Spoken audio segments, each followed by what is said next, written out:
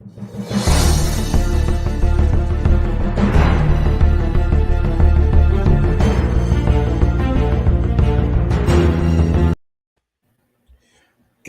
evening, Keepers of the Cash. Gary B, the Casual Comic Guy here. And tonight, no co-host, flying solo, interviewing Brandon from Dismay Comics. Brandon, how are you tonight, sir?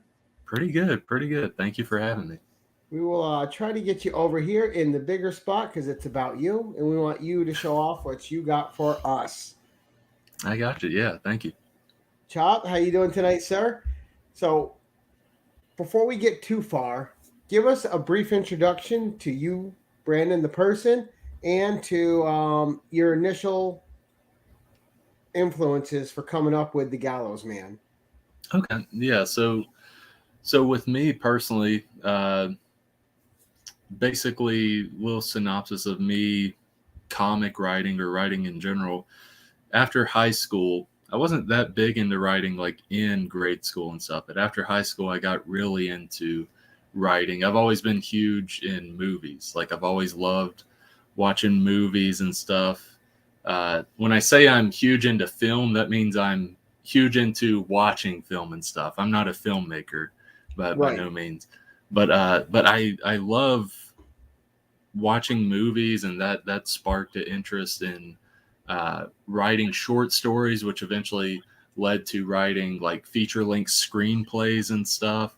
And it just kind of went from there. I would enter various screenwriting competitions and stuff, and not get the best scores or the best stuff from that, but I got great feedback, and that's always an important thing for being a writer or creative, is that constructive criticism that comes from that sort of stuff.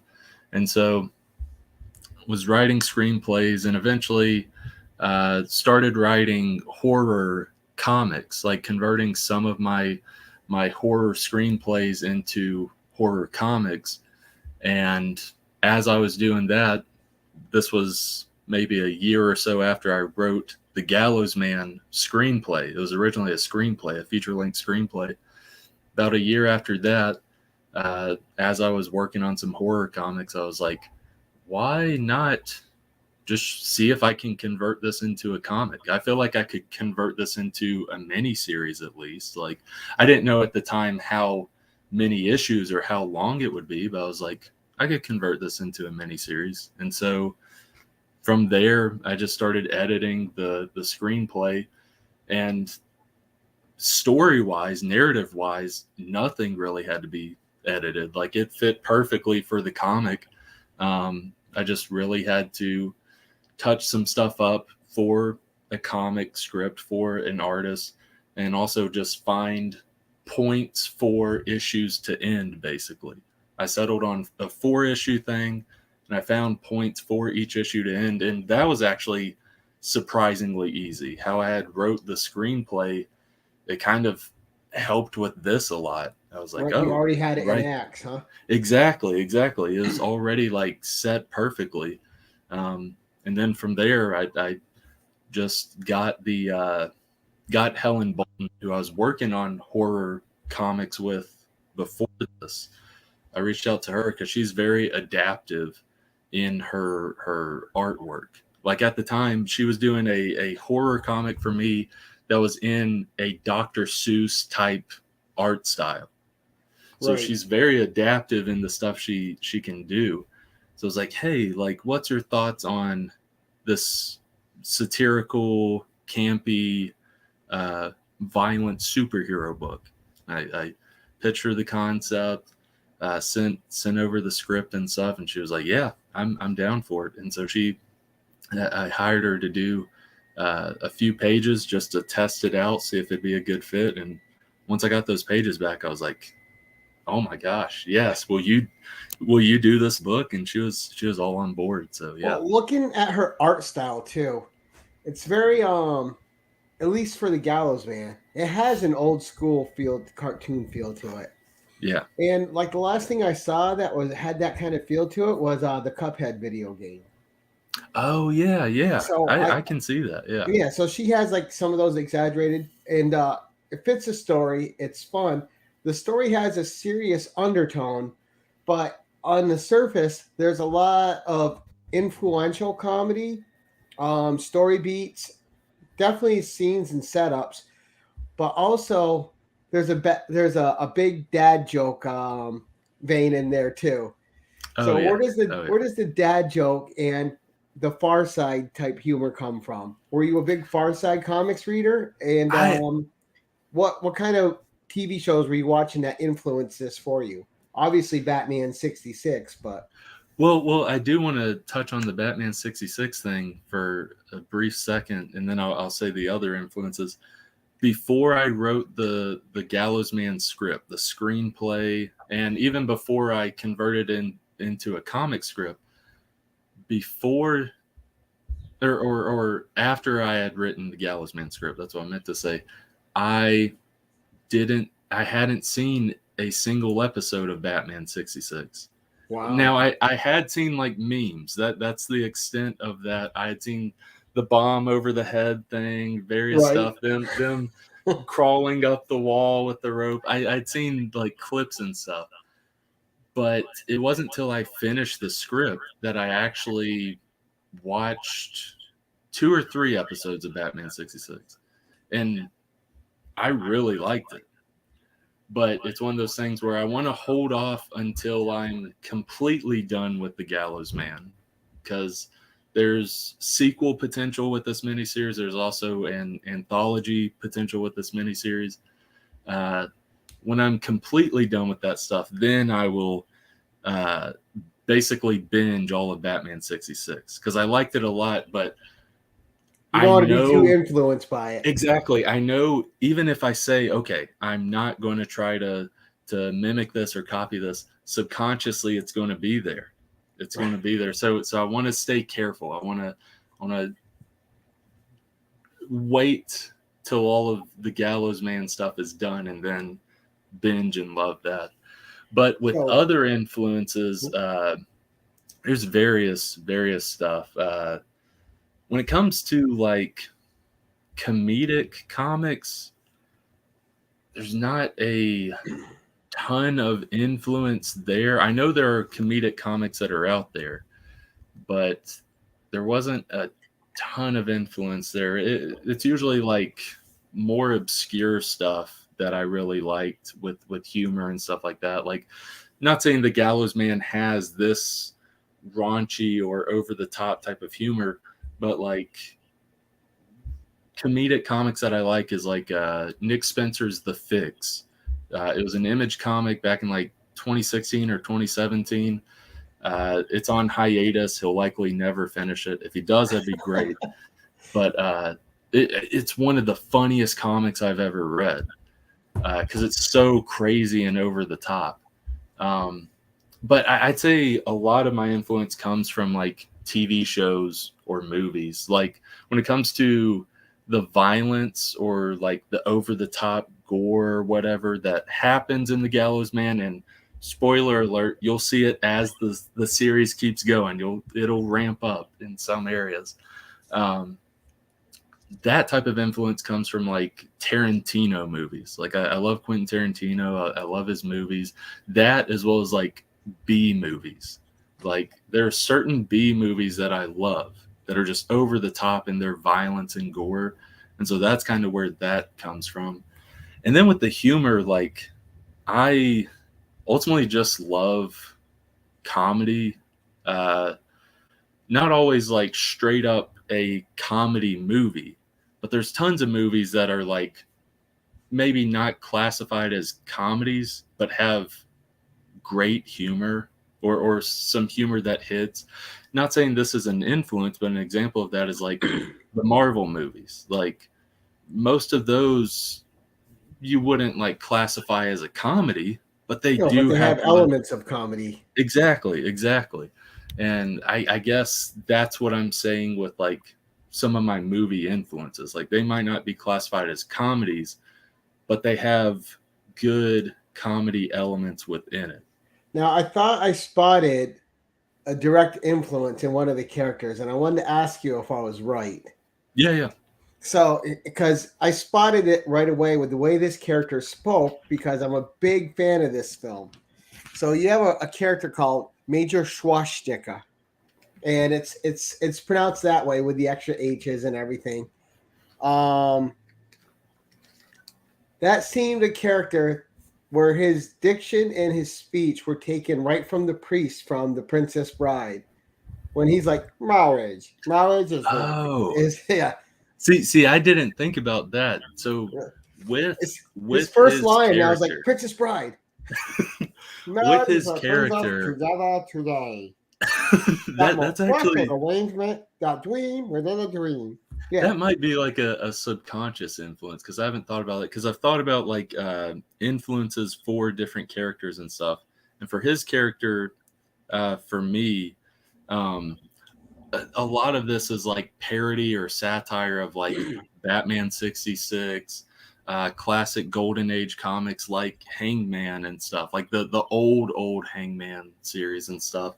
And there was a villain within that Major Swastika is based off of, and basically it has elements of that, and the way he talks, because it's like a Nazi cult. I'm sorry, listener, if this is going to be hard to like process. It's just the only way I can think of it. It's an English. He's speaking English, but he has that Nazi Germany accent. But he has like a Elmer Fudd speech impediment. Okay. Like that's what's like in my head. Right, because the whole time I read him as the priest from The Princess Bride. That's interesting. Yeah, that's the first time I heard that. That's really interesting. But before we go too far, let's play the trailer for the people watching, so they can see a little bit of the tone of this and what it looks like, and we'll give them a little show here. So. Awesome. Ready for the epic tales of Town City superheroes to continue? Me neither, but this trailer is for the second issue of The Gallows Man, so I guess I must go on. Follow the Gallows Man and his team as they struggle to get closer to the Nazi threat that took the life of the Gallows Man's former mentor. Editor's note, go back to issue 1. That was some seriously brutal stuff. I mean, geez Louise, the man's head was squashed like a tomato. Also, it was a flashback. I cannot spoil the past, silly listener.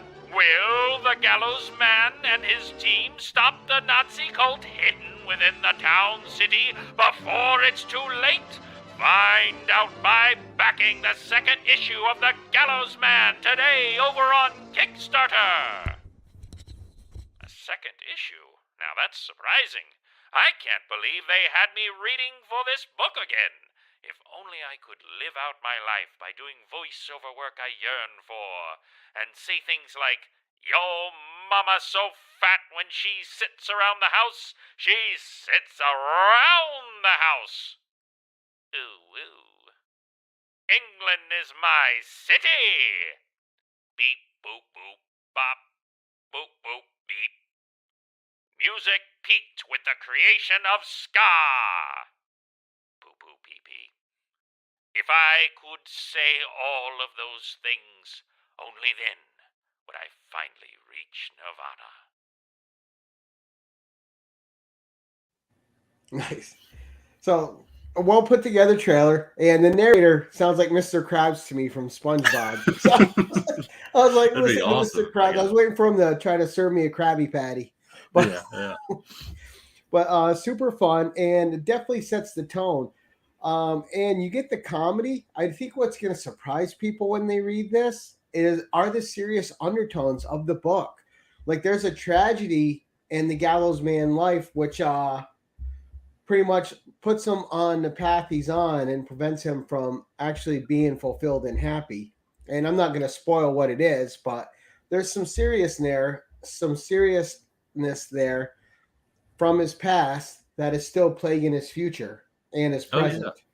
Yeah, and with that, like it's not always seen on first read, which if anyone reads it at least once, thank you so much. But it's not always seen of like you're talking about, there's this tragic thing that happens in his life, And especially in issue 1, you see it, but you see like even him after that, he's still this like happy, jovial. He's like, be well, citizen. Like he's still keeping up that mantra, but it does kind of make you think like he still has that trauma that happened to where he possibly is like kind of putting on a front or a show like a lot of us do in the midst of trauma or things that are going on in our lives. Right, keeping up appearances. Keeping up appearances, exactly. Yeah. Now, you also have, so he's got his own support group in the book. He's got Newsboy, and he's got Hangmutt, which is a spoof of Batmutt, which is funny. And you get some fun little humor there. And you also have Stewart and trying to remember his butler's name right now. Bertwald. Yeah, Bertwald. So yeah, you've got some Alfred influences. You've got even though the Gallows Man isn't this rich billionaire philanthropist, the person backing him is a rich billionaire philanthropist. And the mansion's name, the Guillotine. Yeah, exactly. But yeah, it's got a fun atmosphere with the art, and you get acclimated to it pretty quick with the storytelling. The story flows, I thought, really well. When I sat down to read it, I'm like, all right, let me check this out, see what it is. And I get through the first couple pages, and then I'm to the cliffhanger at the end. So it has what I consider good pacing. Is that something that just came naturally to you while writing it, or did that just transfer over from the script? It ultimately was a little bit of my studying of screenwriting before I got like super serious into screenplay writing, like before I transferred into a comic. Studying pacing within scripts. Also, I mean, watching movies that sounds like such a easy thing to say, is like, yeah, I'm studying right now. I'm watching some movies. But I mean, they do really help when it comes to creativity. And if you're writing, how pacing should be, or if it's a crappy movie, how pacing shouldn't be. Like there's a lot of lessons that can be taken from that. And so that kind of helped with the script of the Gallows Man, in its pacing, even to where the first few pages of the script, it's the first 7 pages of the first issue of the Gallows Man. Something I always heard, and I think it still reigns true. I agree with this most of the time. Not all movies, but most movies, is you need to, this is movie-wise, and I'll get into comics in a second. In a movie, you need to, in the first 15 minutes, address the movie, characters, what everything is going to be about. Maybe you're not going to get to like the main crux of the story or whatever, but you need to address what we're motivations. About to get into. Exactly. Show what this thing is about, tone and everything. And so when writing this, the first 7 pages of The Gallows Man is that scene with the walrus, where they're stopping him in this warehouse, and it ends there. They're walking out, and then there's a desk scene with radio announcer like talking about the Gallows Man and Newsboy and their triumphant victory against the walrus and stuff. And the jackal. And the jackal. Yeah. And that's I forgot. Yeah. Cause he's, when you see him, he is, well, it's not a spoiler, listener. It's like 4 pages into the book. The jackal's dead. I am so sorry if you were looking so forward to the jackal. But yeah, so like that first 7 pages shows you what this book is going to be about, what it's like, at least tonally, like with comedic elements and different stuff like that. It's a superhero book. You see the walrus. He's wearing that Nazi patch, so you know Nazis are going to be involved as villains and stuff.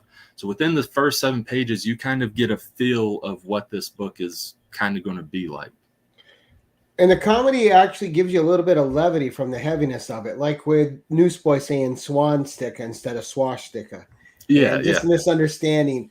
And also, you know, even though Major Swastika has the dictation of speech in which he talks, and it's off a little bit, there's a couple scenes in there where you see how diabolical a character he is. And the levity of the comedy in those scenes helps really balance the dark nature of what's going on at the same time. And that's not an easy balance to pull off.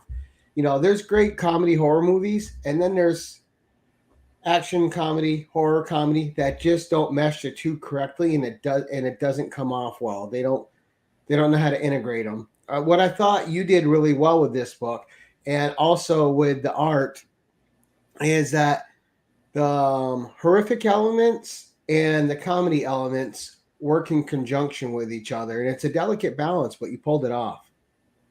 Yeah, it's one of those things where ultimately this is there's drama within this story, but I do want to kind of have that focus of comedy. And I guess it might be better to describe it as like a dark comedy, but it is, even amidst those dark moments, important to understand that the overall book is still this dark comedy / like action book, basically. And I think that I'm thankful for what you said. Thank you. I think that's what definitely helps with those darker or more intense moments that can happen. Right. And I was trying to be careful because I don't want to give anything away that happens in it. If, you know, for anyone that's going to read it, I want them to find those story elements out for themselves, because they really do help set up the character of the Gallows man. And so he has his own public identity, and I don't know if I won't give that out on here either. They can read and find out what his real name is. I'm not going to talk too much more about the Major Swastika scene, because at the peril of slipping and giving away a key element, which is a big part of what the story's hinged on with the Gallows man character.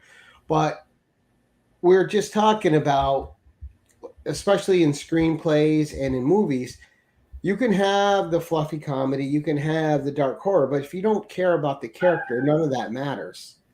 So that whole scene is what really bought me and sold me into the book, is when you find out what his personal tragedy is and how it came about. So it grounds the character, and it gets you invested right there. Thank you.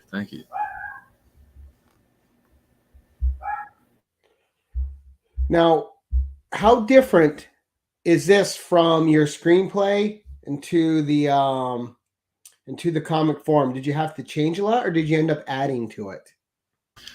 When it comes to like the actual narrative stuff, it's pretty much the same. Like there wasn't much narrative stuff that needed changing.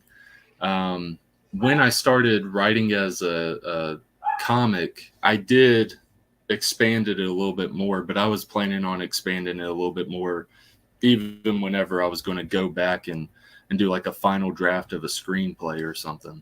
But overall, at least in a narrative sense, it was all pretty much the same.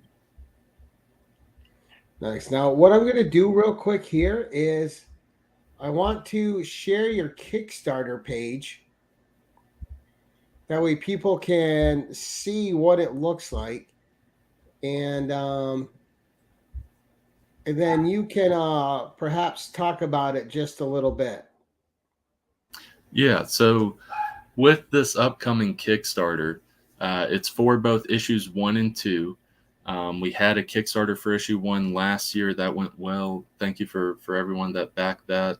With this one, it's for issues 1 and 2. So if you read or bought a copy or whatever from the last Kickstarter, there's going to be reward tiers in this Kickstarter if you just want issue 2.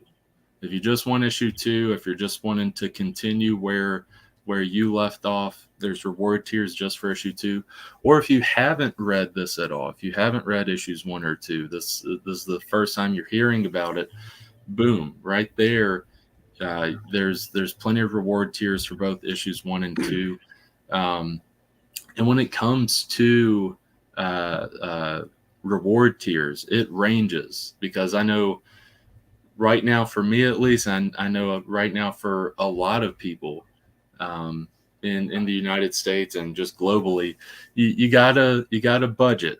You gotta budget, whether it's comic books or whatever it may be, just because things can happen in life.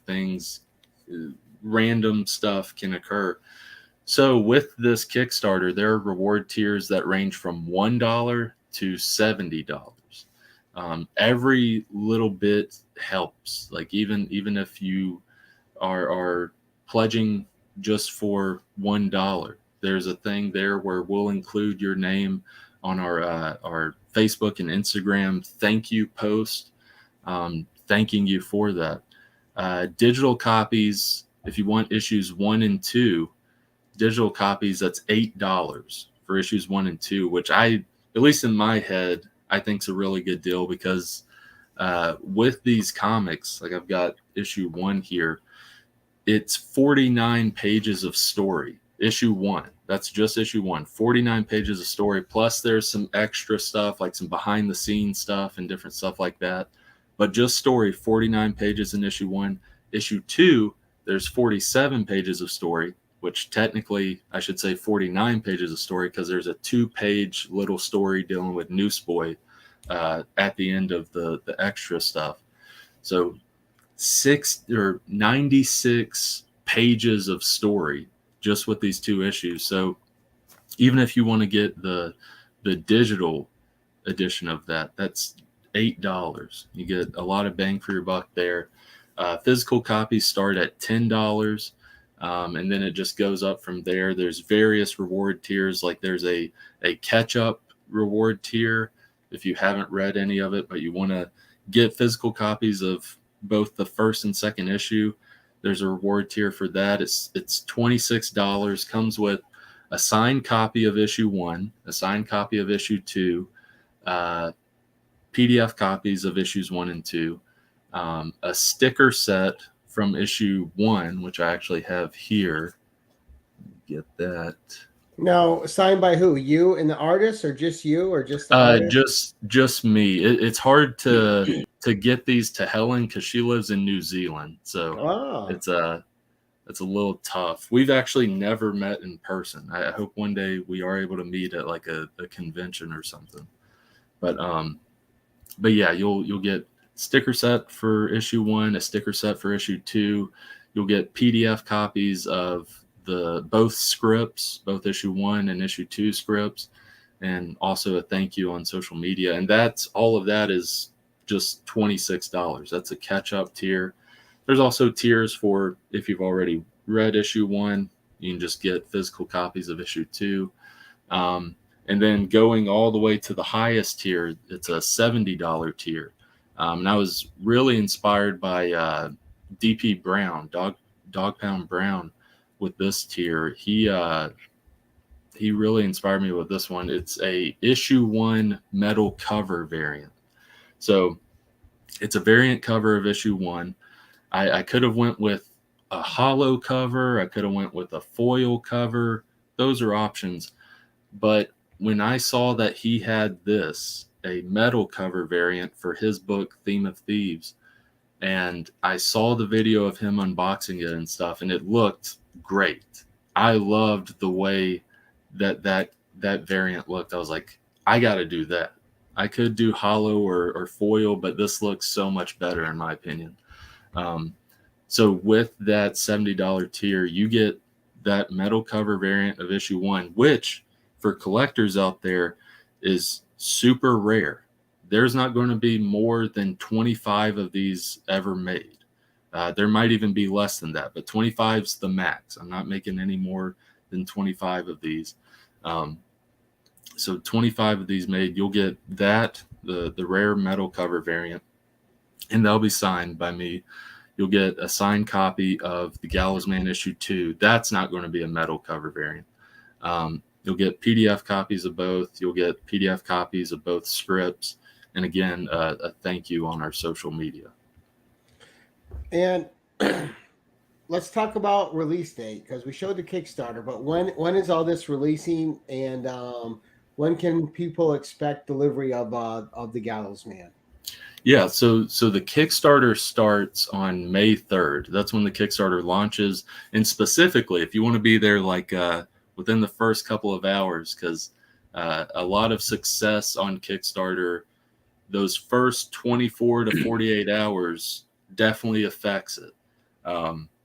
Other Kickstarter people, if you've seen any interviews with them or anything, they will tell you there's a dead period or just a plateau for like 2 or 3 weeks. Your biggest engagement with the Kickstarter, first 48 hours, and then like the last 48 hours, basically. So May 3rd at 11 a.m. Central Standard Time is when the Kickstarter will launch. And it will end June 2nd or June 3rd. I'll have to look at it because it's going to do for 30 days, and not the best at math when it comes to the calendar. So June 2nd or June 3rd, it'll end. And then it'll take 2 weeks for Kickstarter to process the fees and stuff. After that 2 weeks is done, so mid-June basically, that's when I'll start putting in the orders for all the books and stuff.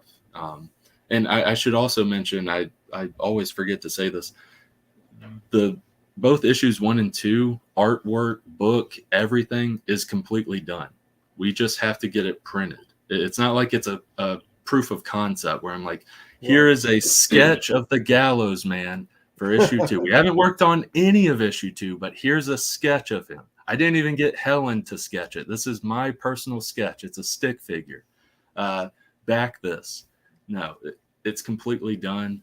So you don't have to worry about that. So middle of June, I'll put in orders for the books, the promotional materials like stickers and different stuff like that. And you can expect delivery pretty much sometime between August and September. Like early August to early September, delivery will be sometime in between those dates. Nice. So that's a pretty quick turnaround for Kickstarter. I know I've waited longer for other things. But let's see. I was trying to look because I have the book open here. And just want to, if you don't mind, I was just going to open it and try to share that first cover image and just how it looks digitally, because it's beautiful. But let's see. So let's share and come on. Oh, stop that screen. All right. Sorry, I'm new to the sharing thing. I'm getting used to it. All right. So that is not it. So just giving you guys a look. This is the cover, issue number 1, and good colors on it too. Fun looking characters.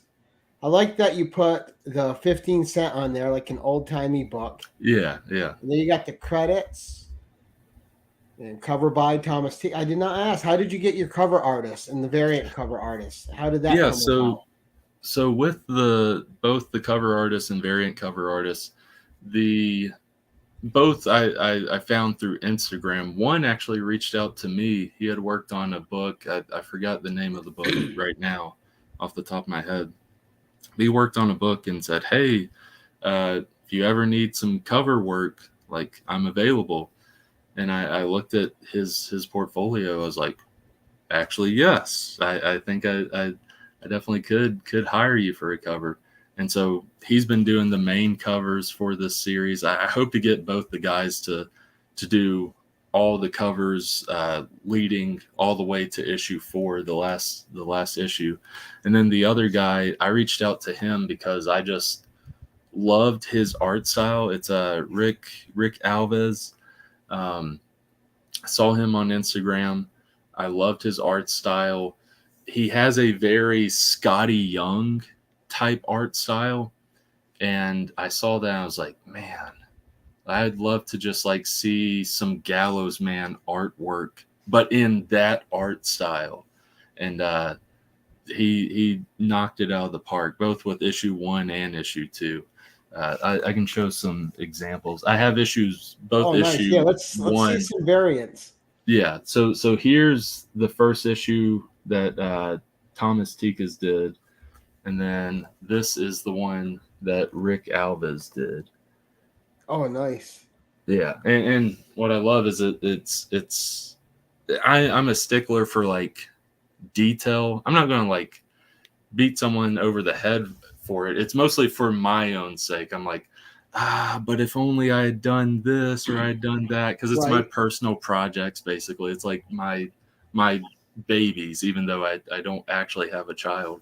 But like I like how it wraps around like colors and stuff like that. Nice. And silhouette of the mountain and stuff. Same with Thomas's.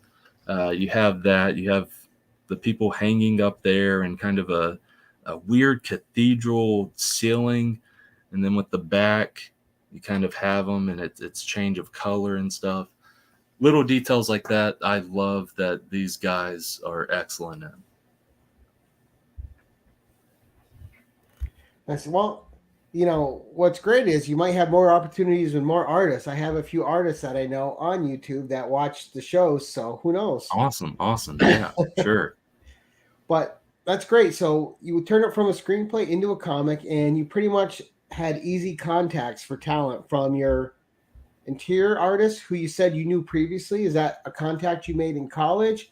Or you mentioned that you guys had like a horror connection. Yeah, with Helen, how I reached out to her. This was before I found out that it's so much easier to find artists on like Facebook or Instagram. Specifically, there's Facebook groups specifically for finding a writer or finding an artist.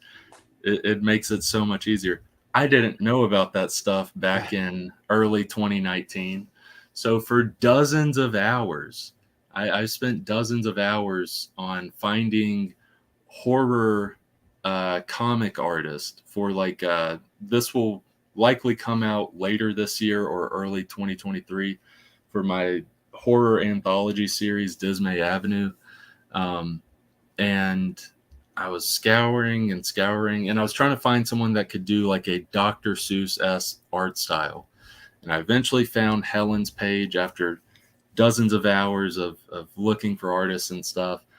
And her art like looked perfect. It looked like it could fit it. I reached out to her, said, is there a way to possibly adjust it a little bit to look a little more Dr. Seuss-esque? And then I paid her for a sketch concept of what it would look like, and it came back. I was like, oh my gosh, this is perfect. Will you do this story? Will you do this little story in the anthology book? And she said yes. So we worked on that. I hired her for that. And from there, like that was like a 15-page story. And then she did a 1-page like comedy horror little comic in another comic I'll put out. And then after that, that's when I reached out to her about the Gallows Man. Now, how did you come up with the name The Gallows Man? Because for a book that has some strong comedic elements, Gallows Man and Newsboy are some pretty heavy names. They are. And I will say there was a lot of like thinking into the title. because a big thing I wanted was like part of the humor is like the absurdness of the superhero. It's a guy in the 1940s. Just listener, remember the golden age 1940s comics, where people like Batman and stuff had a gun and different stuff like that. There was some like intense stuff going on with different comics and stuff. And one of them that stuck out to me that's another inspiration along with Batman and stuff was the comic at that time in the 1940s, The Hangman. And I thought it was so absurd that a character's name, a superhero, I should say that's Right. something to keep in mind. A superhero's name was the Hangman. Like that just stuck with me of like, imagine little 4-year-old being like, dark hero. Exactly. A 4-year-old like looking up to a character named the Hangman who kills bad guys by hanging them or he kills them though. Right. This is a superhero There's only one outcome. Exactly. Yeah. Death is what's going to happen to the people that he's punching and stuff. And so I just thought redeem yourself. Yeah, exactly. I just thought it absurd of like this thought of like a little 4-year-old looking up to this superhero who's killing people and all that stuff, looking up to him the same way they look up to like Spider-Man, where Spider-Man isn't that dark and stuff. Like he is a better superhero overall. And so that's kind of where... That's kind of a reflection of that time and just all the dire circumstances that were going on. Oh, yeah. Yeah. And it was ultimately one of those things where, and this is how the world of the Gallows Man kind of came about in my head. You'll see that like no one really reacts to this crazy over the top violence or gore that happens. It is kind of like this Gallows Man character. You hear in the first issue, the radio announcer, he's like, we all love the Gallows Man, the triumphant hero and all this stuff. He is a superhero that's like murdering people. So you do have that town, that city, that community that is basically desensitized to like violence and gruesomeness, which can sound a little dark or sad, but within this world, as it progresses, it leads to some pretty funny comedic moments here. Well, I even made a note of it too, is like, unlike Spidey, the popular news media is on this hero's side. Yeah. yeah. Werewolf by Lunchtime had a question. He wanted to know if you were a fan of Judge Dredd at all, which kind of, that future. I haven't read any Judge Dredd. I played a PS2 game long ago. I forgot what it was called, and I've seen Dredd the movie, and I love that movie. I haven't read any Judge Dredd. I do have on a basically my trades pool list, like trade paperbacks that I want to get eventually. I have the Case Files #5 because I heard it has some of the best Judge Dredd stories in there. Eventually, I will get that trade paperback, and I'll have a better opinion on Judge Dredd. So, not an influence on this at all. No. All right. So, you walk the line pretty well, and we'll start doing our wrap up here pretty soon.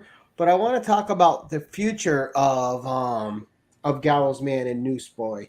Now, you said you have it slated to be the first arc here is a 4-issue miniseries with potential for more down the road. So the people that are going to invest in this, they're at least going to get a complete story. You're going to release all 4 issues, and they're going to have a complete arc that they can enjoy. Oh, yeah. Yeah, and I mentioned it before, with each one of these issues, these are like the story pages. I'm not talking about like all the pages within it, all the extras and stuff. Story pages are double sized the typical comic. like I mentioned before, 49 pages of story within both of these comics, both issues 1 and 2, and it's going to be pretty much the same with issue 3 and 4. So it's 4 issues, but if you're talking lengthwise, it's almost like 8 issues because they're all double sized basically. Right. You're definitely getting your money's worth. Yeah, exactly. And I'm kind of I'm basically a no name right now. I am trying to work on more indie comics, but I can't slap a crazy price on and be like, hey, get this. It's like, no, who am I to do that? Like, right. I don't want to like put a crazy price on this and be like, yes, me, comics, yes, the acclaimed. No, I know who I am. I set the prices at a specific price because I know who I am, and I understand at the end of the day budgeting and money for the reader and stuff. So I don't want to waste your time with this. It's one of those things where if you back it and read it and you don't like it, it's okay not to keep going. I hope you do like it, but if you don't like it, it's okay to not keep going. I'm just thankful you gave it a shot. That's ultimately what I want. If you're willing to give it a shot, that's all I can ask for. And I was relieved because whenever a creator reaches out to me and they want me to interview them about a book, that's the only time I get nervous about doing interviews. Because what if I read something and I completely don't connect with it at all, and I just dislike the material? Luckily, I had the complete opposite reaction reading The Gallows Man. Like, no exaggeration, that I really enjoyed it from the beginning to the cliffhanger. And it was a fun cliffhanger because the cliffhanger was tied directly into our main hero and his main tragedy that's forming his life. So I was hooked. So it has a good ending off point, which would definitely make me buy into issue 3. Thank you. But it's a good story where it's telling you about the character. You're connected with the character. It's not pandering in any way. It doesn't talk down to the reader in any way. It has its story to tell, and it just goes about it. Yeah, at the end of the day, there is a story here, but what I really wanted to do with The Gallows Man, and there is social commentary you can read into this, whether it be the desensitization of violence that we've had in our society. You can read into that if you want, or it can just simply be a fun book. I want it to be just a fun, good read for people, because I'm not trying to bash like certain comics or anything like that, but the past 10 to 15 years, there have been some levity in some comics and stuff, but at least whenever, I guess like 2011, 2012, and for like 10 years, there's been a lot of like darkness, or at least like seriousness in comics. And there's nothing wrong with that. Some of the best stories have come out during this period. Like one of my favorite comics I've read in the past 5 years, Mr. Miracle by Tom King. I love Mr. Miracle. It is a serious and dark story though, but it has great comedic elements in it. Darkseid eating a vegetable platter is one of the funniest things ever. But I just think there can be different options with comics. You can have a fun read of a comic, a good, just like there's so much going on in the world. Not everything has to be super serious or super dark. We can have some fun with stuff every now and then, and I hope, at least with The Gallows Man, it gives you a little bit of that experience. Yeah, and I do like a little bit of the non-PC nature of it. We have Nazis, we have swastikas, we have this as main villain components in the storyline.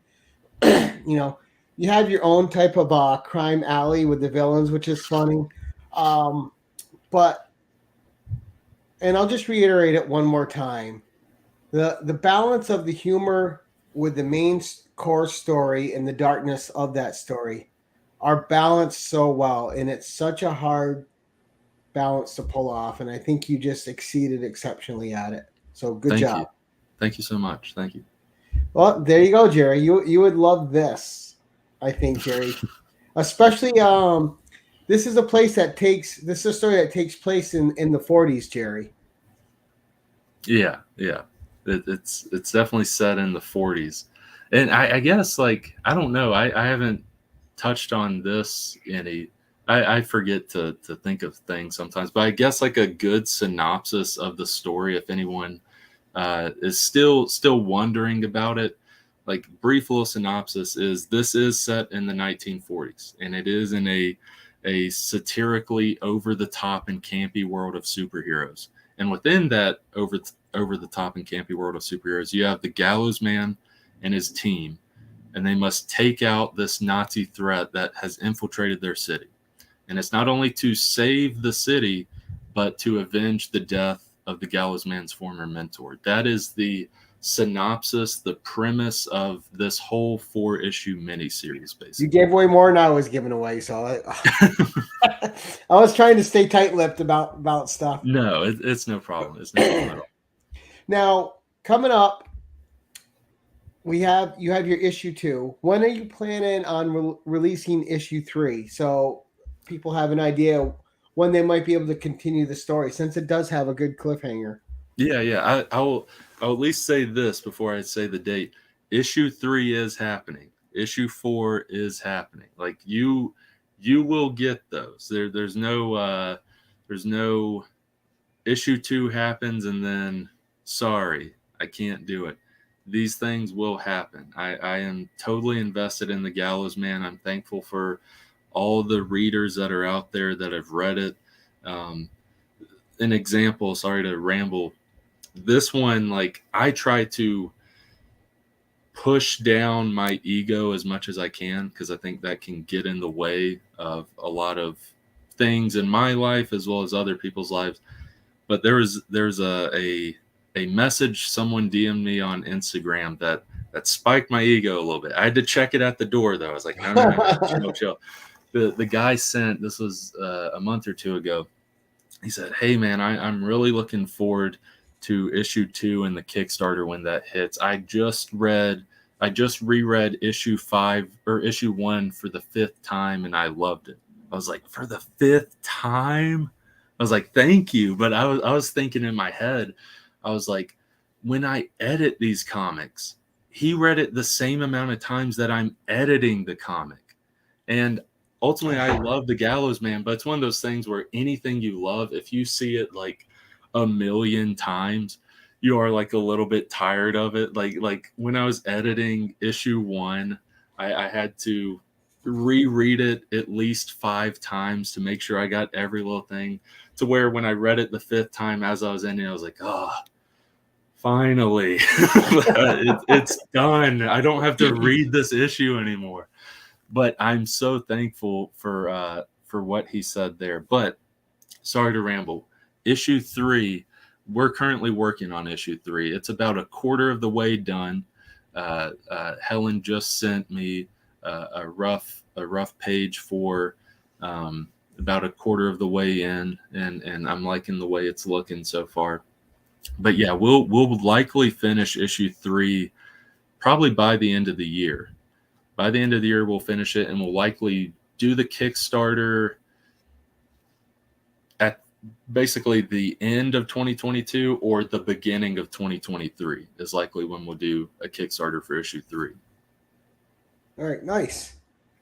So everyone in the chat, please check it out. I want to let everyone know that I have his links in the description below. We have his Instagram, we have his Facebook, we have his Linktree page, and we have the Kickstarter page, all in the comments, below the comments in the description below.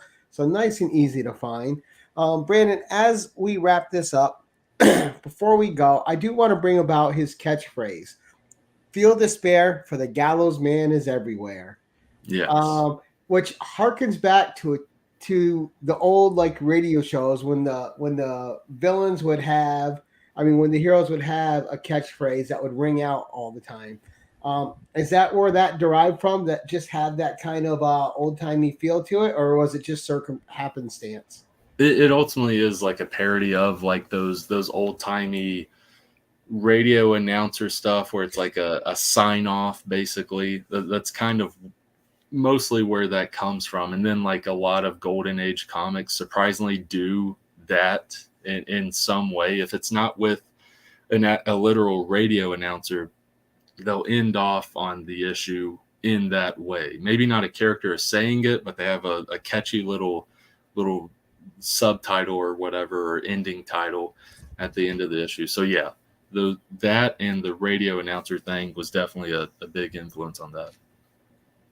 Yeah, and you had a couple little fun spots in there too when you were in Villain Alley and you got the couponing villain, which I thought was really funny. It broke the heaviness of the scene pretty well. Yeah. And of course, you had like the hero monologuing to himself as he goes about his day, which I thought was cute. And the levity moments are spiced in there just right, so the dread parts of the story don't overpower it. Thank you. Job well done on that first issue. I'm definitely looking forward to issue number 2. I want to thank you for your time, and I wanted to know before we sign off is if there's anything else that you would like to say to the people watching, any kind of sign off you have for yourself. I guess I'll say just a reminder, the Kickstarter May 3rd, 11 a.m. Central Standard Time is when it'll launch. It'll run for 30 days. But again, Kickstarters, their most prominent bigness, this is lack of words for me, I'm using bigness. Their bigness usually comes from that first 48 hours. So if you're willing and able to pledge any amount of money, any tier, it will be heavily thanked. I'm thankful for that. And ultimately, once the Kickstarter launches up, you got a taste of it here. You saw the trailer. Once the Kickstarter launches up and you're looking at the Kickstarter page, go through it. You'll see sections from issue 2. You'll see sections from issue 1. Read those pages, read that stuff. And if you're digging that and you're digging what you saw here, I think this could be a good book for you. All right, excellent. It was a good book for me. I had a pleasure reading it. I'm thankful I didn't have to come on and do an awkward interview for something I didn't like. So thank you for making it easy for me to like this book. Thank you. I look forward to further books from you in the future, man. That was great. And if you launch another book and want to come on, you're welcome back. For sure. And also, if I do that, feel free, if you don't like the book, to express it. I'm okay with that. There's been times because there's been a lot of love for the Gallows Man when issue 1 came out, and there's one review that I read where ultimately it was all positivity, but there were a few like critiques and stuff, and I was like, that person's right. I didn't even think about that. So it helps me. Right. So yeah. No, I mean, the things I noticed that I thought were part of it weren't part of it, but it was still fun. Like the priest with the Princess Bride. So it's funny to hear that wasn't a part. Yeah, that's actually interesting to hear. Yeah. Everyone that came out to watch us and anyone who's catching us on the rewind, I would just like to say thank you for joining us this evening. Thanks for checking out Brandon and his book, The Gallows Man, and thank you for your time. As always, keep it casual and enjoy your week.